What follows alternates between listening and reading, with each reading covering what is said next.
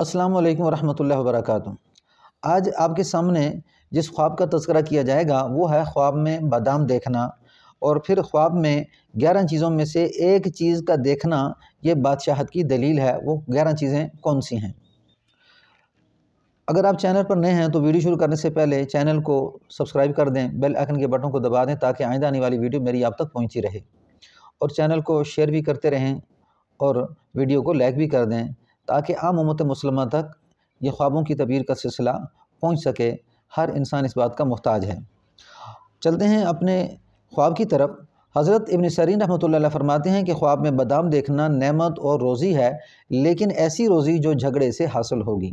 اگر خواب میں بادام پایا ہے تو دلیل ہے کہ اسی قدر نعمت روزی حاصل ہوگی، لیکن محنت سے ملے گی۔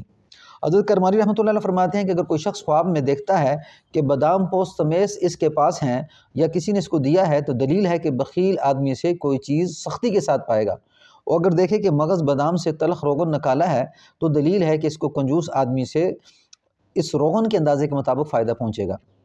حضرت جابر مغربی رحمۃ اللہ علیہ فرماتے ہیں خواب میں بادام کا دیکھنا مال اور نعمت ہے، اور لیکن اگر بادام کو پوست کے ساتھ دیکھے تو دلیل ہے کہ مال سختی اور رنگ کے ساتھ ملے گا، اور اگر بادام کو بغیر پوست کے دیکھے تو دلیل ہے کہ مال و زر آسانی کے ساتھ ملے گا۔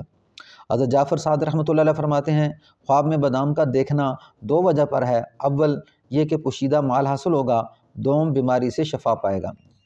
حضرت ابن سیرین رحمۃ اللہ فرماتے ہیں کہ خواب میں 11 چیزوں میں سے ایک کا دیکھنا بادشاہی پر دلیل ہے۔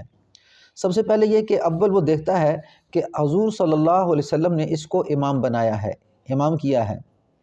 دوسرا یہ کہ دیکھے کہ علم شریعت کو قبول کرتا ہے، علم شریعت کو یہ قبول کرتا ہے۔ اور تیسرا پیغمبر علیہ الصلاۃ والسلام کا گوشت مبارک اپنے پاس دیکھے کہ اقامت اور نماز کے منتظر ہیں، یعنی حضور صلی اللہ علیہ وسلم قریب کھڑے ہیں اور یہ اقامت اور نماز کے منتظر ہیں اور یہ ان کے پاس کھڑا ہے۔ چوتھا یہ کہ حضرت صلی اللہ علیہ وسلم کے ممبر پر خطبہ پڑھتا ہے۔